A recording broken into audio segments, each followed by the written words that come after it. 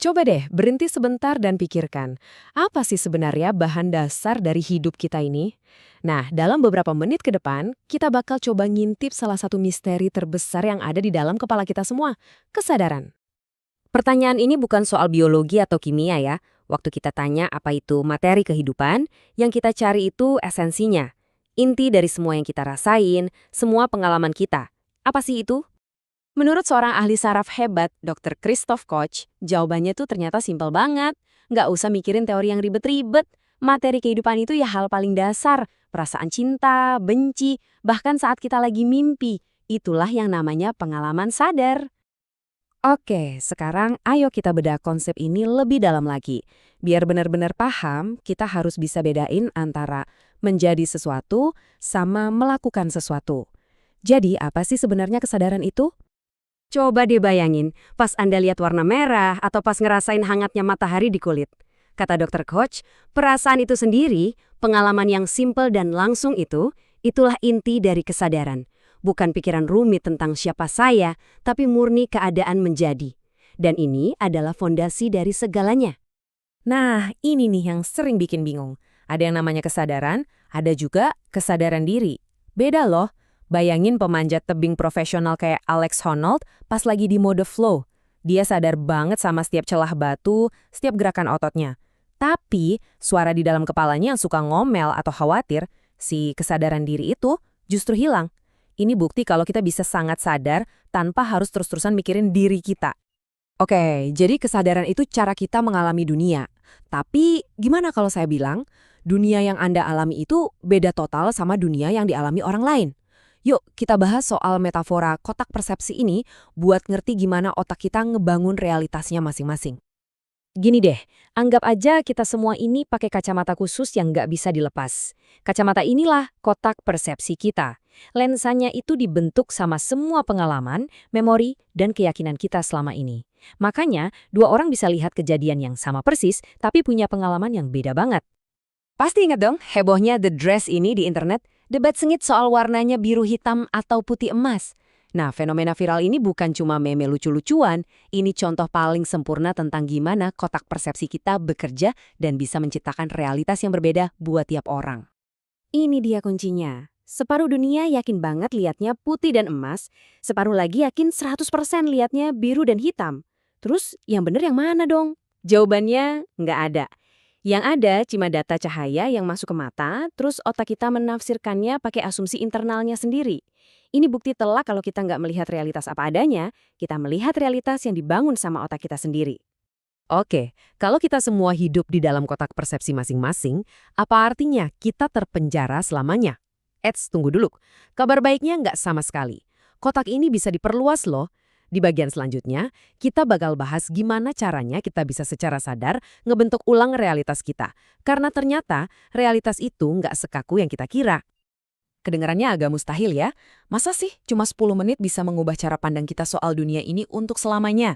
Coba kita lihat satu contoh nyata yang nunjukin betapa cepatnya sebuah pengalaman bisa merombak kotak kita. Ini kisah nyata dari Andrew Huberman. Lewat teknologi VR, selama 10 menit aja, dia masuk ke dalam tubuh seorang pria kulit hitam. Dia ngerasain langsung gimana beratnya beban emosional dari perlakuan-perlakuan kecil yang mungkin gak pernah dia alami sebelumnya. Pengalaman langsung ini bukan cuma baca atau nonton, memberinya pemahaman yang dalam banget. Dan kotak persepsinya pun jadi lebih luas secara permanen. Jadi, intinya apa? Intinya ini nih, kita bukan penonton pasif dalam hidup kita. Kita punya kekuatan buat mengubah cara kita melihat dunia.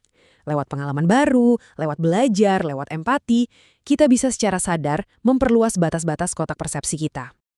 Oke, tadi kan kita ngomongin konsep dan filosofinya ya. Sekarang kita masuk ke bagian sainsnya. Gimana kalau saya bilang, para ilmuwan udah nemuin semacam tombol on-off kesadaran di otak kita? Sesuatu yang bisa diukur secara objektif. Dan ini bukan fiksi ilmiah lagi. Coba lihat angka ini, 0,31. Kelihatannya biasa aja ya, tapi buat para ahli saraf, ini angka sakti. Ini adalah ambang batas yang secara numerik misahin antara otak yang sadar dan yang enggak. Gimana caranya mereka nemuin ini?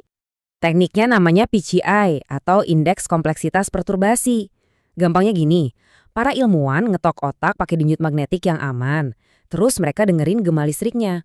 Otak yang sadar, yang koneksinya kaya, bakal ngasih gema yang kompleks dan panjang. Sebaliknya, otak yang nggak sadar cuma ngasih gema yang simple dan cepet hilang. Nah, artinya apa? Gampang.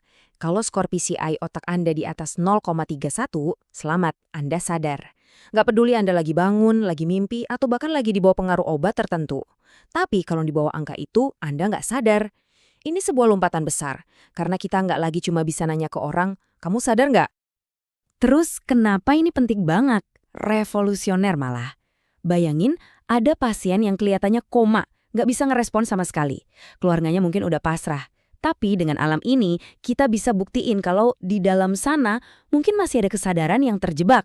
Ini satu-satunya cara buat tahu kalau seseorang masih ada di dalam sana. Penemuan ini mengubah segalanya soal keputusan medis dan etika. Oke, kita udah tahu kesadaran itu nyata, realitas kita bisa diubah, bahkan bisa diukur. Terus apa artinya semua ini buat kita sehari-hari? Ujung-ujungnya semua ini bermuara pada satu pilihan mendasar yang kita hadapi setiap saat. Ujung-ujungnya pilihan kita dalam hidup itu cuma ada dua ini. Rasa ingin tahu atau curiosity itu kayak mesin yang dorong kita buat memperluas kotak kita, buat belajar, buat berubah. Sebaliknya, sinisme itu kayak rem darurat. Sinisme ngeyakinin kita kalau nggak ada gunanya nyoba, semuanya sia-sia, dan akhirnya ngunci kita di dalam kotak yang makin sempit. Dokter Koch bahkan ngomongnya lebih tajam lagi. Dia bilang sinisme itu dosa terburuk. Wow, kenapa bisa gitu? Karena sinisme itu bukan cuma soal menyerah sama diri sendiri. Sinisme itu adalah keputusan buat nggak percaya lagi sama potensi manusia, buat nolak kemungkinan kalau kita semua bisa jadi lebih baik. Nah, sekarang semuanya kembali ke Anda. Anda sekarang tahu kalau realitas Anda itu nggak kaku, nggak tetep. Anda tahu kalau Anda sendiri yang pegang kuas buat melukis dunia di dalam pikiran Anda. Jadi pertanyaannya sekarang bukan lagi, apa itu realitas? Tapi, realitas seperti apa yang akan Anda pilih untuk diciptakan? Pilihan ada di tangan Anda.